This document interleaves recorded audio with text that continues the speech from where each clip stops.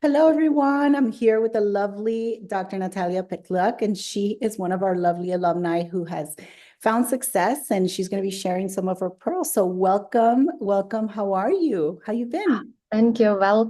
Thank you for inviting me. I'm very excited to join the podcast. I've been doing fine.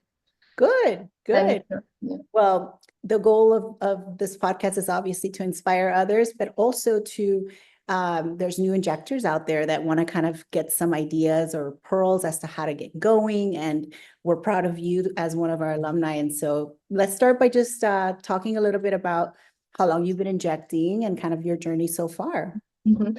So I started injecting after I took first course with you with DentaSpa Seminars. It was early 2018 in New York, Yeah. and Before the pandemic. before the pandemic, and it was the first time when I was introduced to injection and Botox and fillers as well.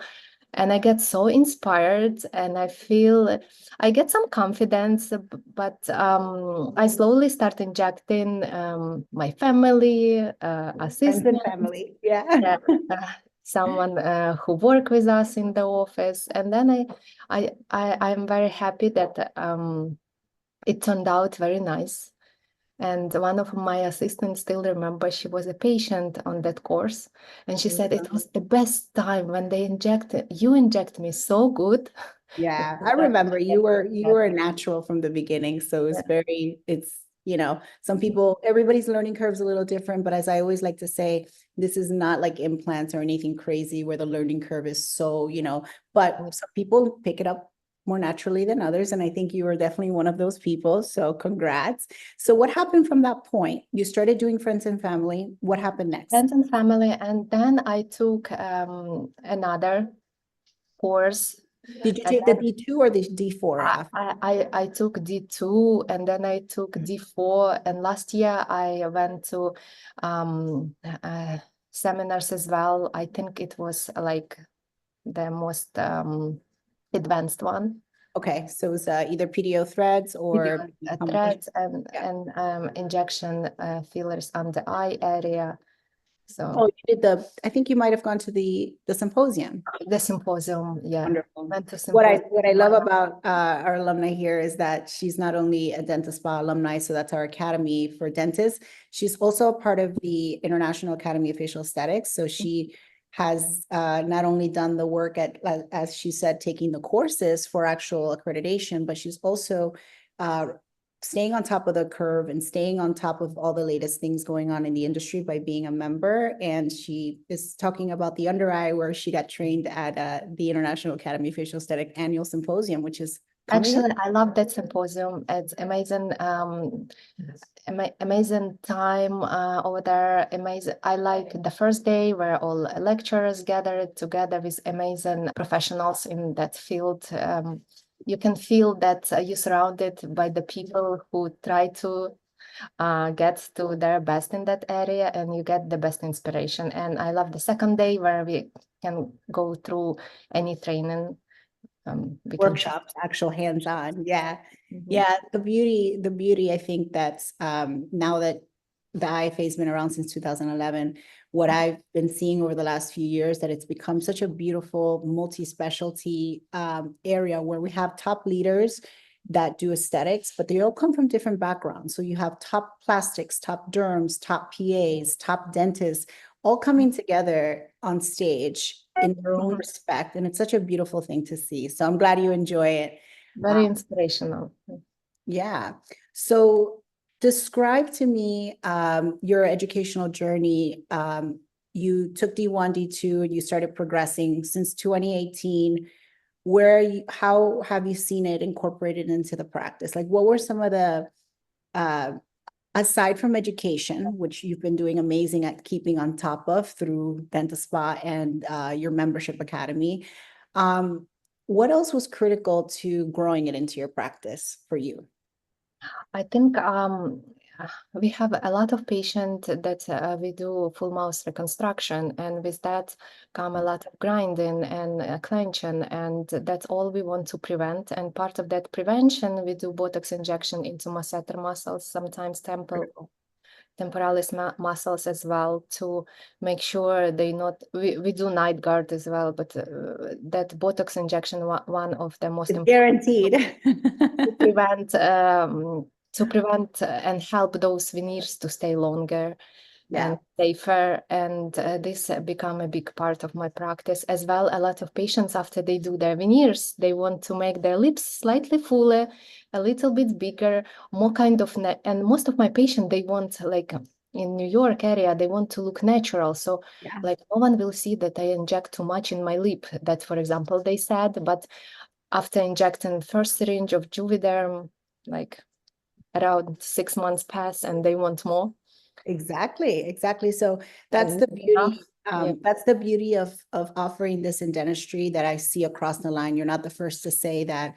Kind of get at a target of people, because let's face it, everybody wants to look good, but there's a lot of the population that is afraid of looking overdone. They look at these crazy celebrities that have done it the wrong way, and that's what they think of. So when they're afraid of going to like a random med spa, they're afraid of going to a plastic surgery office that has a med spa that they don't know about. But when they're in the comfort of somebody they trust, once they your trust dental provider, yeah. and they know that you're promoting it for conservative approach, even though down the line they might get excited and do more, it's something comfortable for them. It's a place they can come to, they trust, and they know they're not going to get overdone, and they can do things more minimally. So it's great to hear that you're doing it from both respects, because that's the beauty of providers that are dentists that are incorporating this, is that they get to not just do it for the aesthetics, which is wonderful, but they also get to incorporate it into the therapeutics, which is critical to a lot of the dental work that you're already doing. So it sounds like you really have managed to make it a natural extension of what you're already doing in dentistry, which is key, right? So that's amazing. Yeah, and I love that I can confidently do that at this point, and I'm very grateful that I start and continue with your dental spa seminars, with courses as well, because it's really helped me to become confident and realize how to incorporate it into my practice in kind of natural way. Yeah. So do you see now some of your patients that are doing injectables with you? Have you noticed that it's kind of, so would you say how many of your injectable patients are your dental patients?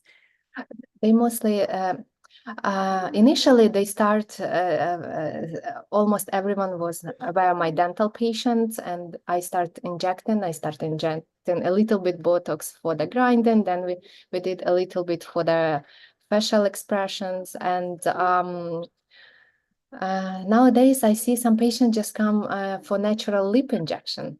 Beautiful. Because So you've grown it, because you know what happens. they're not ready for veneers or something more aggressive, how they said, but they're ready for a little bit lip injection to make them look younger and fuller. That's beautiful. Then that's the key, right? I try to always say, like, Botox and fillers isn't going to be the most expensive thing you offer in a practice, but what it's going to do is it's going to allow you to cater, offer more to your dental patients, convert them into aesthetic patients. But then once those aesthetic patients are happy and you have a beautiful presence, you're beautiful in and out, and they, I'm sure you have a large following from dentistry, but now you're transitioning that to aesthetics, and all of a sudden the friends of these people, they see the work and now they want to come with you. And so what happens is now you have new aesthetic patients, and what happens then is you have new potential dental patients. And that's what I try to tell people when they come to the courses, is you really have to leverage what you're doing with this, not to just be like added on as a side thing, because the biggest thing that I see sometimes with dentists that take a little longer to get going is that they kind of throw it into the mix, but they're not really incorporating it. You have to blend it like you did, like get your team involved, incorporate first, like you said, doing the treatments that are directly associated with dentistry, right? Like whether aesthetically or therapeutically directly related. And let's face it, most of the treatments fall into this area, which Yeah. is what most people are getting anyway, aside from these very easy injections here. So it's Yeah. such a natural progression for Mhm. dentistry. Tell me a little bit about your team. What did, do you think their knowledge is critical to you getting going aside from your? I think so. Once they on one page with what you want to introduce to your patient and they excited for that, they can help into offering that to patient as well. And most of my team members, they went through my dental treatment, either Invisalign, either veneer, smile makeovers, lip augmentation, and as well Botox treatment on a regular basis. So Good. So you made sure that not only did they receive these to know about it, but they also came with you to some of these things so that they can get trained and be able to properly yeah, offer it. they would be happy for the training because it's always a nice time to spend with the people who are on the same page, who want to learn more and kind of be more productive in the dental Absolutely. office. Absolutely. Yeah. I think that most of the people on the podcast have said that the team was critical to their success because, and I see that all the time when we do through our sister company Cosmetic, we now offer team trainings because we realize there's only so much we can train the team at each seminar. That's a clinical seminar. We do a little piece on implementation that's very critical of how to get started, but then there's like a whole bunch more they can learn. And instead of making them taking months to learn this over time, we can do a 1 day full on, with Cosmetic where they come in and we train them on everything, how to convert patients, how to speak to patients, how to know it well enough to present it to the patients from the front desk all the way to everybody in the back. And that has been a game changer because you no longer have to, feel like, well, when do I set this time to train the team? Because they're a critical part. When I do these shops, what I call it is I do when I go to a team training or my partner Megan goes, we usually call offices around the area for the competitors of whoever we're doing this with. And we actually call some dental offices and ask them, competitors that offer this aesthetics. And the main thing that happens is the front desk doesn't even know how to answer. They're like, oh, wait, hold on. So there's that big disconnect. So that doctor could have taken every training under the sun, but if their staff doesn't represent that, it's nobody's gonna want to go there, whether it's somebody in person or somebody who's calling. So that's great that your team is on board and excited and all that good stuff. Yeah. So tell me, you're offering Botox and fillers. Are you doing anything else in the practice? No, only fillers and Botox from the cosmetic perspective as of now. Okay, good. What would you say is the percentage now of your dental patients who receive injectables? Is it 5%, 10%? What would you? It's around 25%. Good. We consider success around the 25, 30%. Some of our trainers that are dental, that's kind of where they've kind of had a nice growth, and that's good from just 2018. So congratulations, that's amazing. Yeah, thank you. And as I mentioned, it's mostly connected to the any patient that gets full mouth reconstruction. We discuss with them that we need to Good. some The intake forms right away, knowing and then to prevent all that from happening. And New York is very stressful city to live in, so most of the people stressing out, grinding and clenching and on regular basis. So we offer, and some patients looking for that. So. Absolutely, that's fantastic. Tell me a little bit about you told me what you love about the symposiums, and that's fantastic. Tell me a little bit more about what you appreciated or what you liked about your DentaSpa experience, like the courses, was it the faculty? Was it, what did you enjoy out of that experience? I like that it's a very welcoming atmosphere at once you start the course or training day, everything very structured and kind of when I started all that, it was completely fresh, a new field. I didn't know nothing about that. And somehow on your spa seminars, you make it happen. So once you went through the first course, you already kind of have an idea what you're getting into, and you get that confidence. You don't feel like, oh my God, it's so much. I have to learn so much before I touch the patient. It's impossible. No, you feel like it's everything kind of in new anatomy. We study anatomy all our life as dental professional. But on the courses, you specify which areas we have to stay away from the Danger first zone. beginning. And once we get it into our mind, I realized that this area I stay away no matter what I learn. It kind of, already some You get a little more idea, comfortable. some structure, what to build on. And and as well, I like those practical days when we inject our patients. One of My favorite one was lips injection seminar that my, I took it in Miami. I still remember your patient. It was so good. She loved that day, and actually was really amazing. Turned out very amazing results. And since then, I constantly do her lips. Good, good. Okay, so we've covered a lot of ground. Thank you so much for your advice. But I do want to ask you one more question. What advice would you give dentists out there who are looking to implement injectables and they haven't gotten Yeah, I usually, whenever anyone contact me and ask where should I start, I want to start with injection. I always give them a link to your D1 course, Thank and you. I'm saying start, and it's comfortable. Sometimes it's possible to attend it in New York, so you don't have to travel to Miami. It's amazing. Yeah, Even we have used to travel to courses. Miami. We're headquartered in Miami, but New York's the only location where we go twice a year.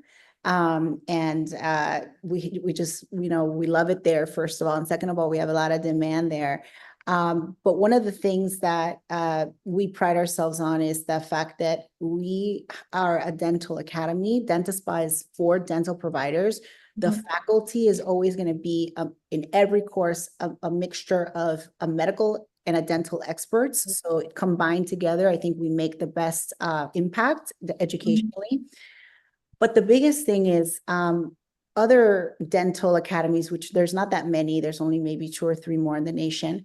They kind of sold out and they allow anybody in now. So it's like, it's not the same when you can't be in the same audience with your people of your background and have that. Because I even see now what's beautiful is that a lot of courses, they'll even a provider will meet another provider and they'll become friends because they were at that course and they share ideas. I've even seen some bigger courses, they create their own little study clubs for injectables in their area. It's beautiful. So that's part of what makes the learning a little bit more simplified and comfortable, right? You're not sitting in the room with like 100 different specialties that it's not even within dentistry. You're there and you're focused, and you can make friends with colleagues who kind of do the same things in their office, and you kind of go through what works, what doesn't work, and you have that ability to do that. So that's what's special about it. Anything else you want to share? Any other advice you would give them? So we talked about taking the course, obviously. Taking the course and join the academy. For sure, and visit those symposiums once per year. It's very good experience. Anything that you did after your courses within your practice that you would give them advice on, other than, of course, you mentioned, I believe you mentioned making sure that they get started right away, that they get they've done their thing now. I think one of the biggest mistakes that the alumni make is that they take so long to do their first case, and now they forgot. They took a month, like get started right away, like you did. Started right away, and I think the most important is get inspired and believe in yourself that you can do that. And once you feel like it's your passion, it might become the passion even. Absolutely. I think you also said anatomy, right? Anatomy is key. So anatomy is one of the things that made you comfortable, and that's included in all of our courses. But we also have a cadaver workshop at the IFA, which is really in depth. So anatomy, I will always say, is like the number one thing that's going to make you not only a safer injector, but a better injector, because you know the anatomy. So but that's wonderful. Thank you so much for your time. Thank you so much. Really appreciate it. And I look forward to seeing you very soon. Yes. And congrats again on like, I always say, in a few years, if you can get to a 10% conversion of patients, it's great. But 25, if you're doing that, wow. Congrats. So glad Thank to you have so you much. as part Thank of our you for family. everything. Thank Yes. Thank you so much. Have a good one. I'll see you soon. All right. you. Bye-bye.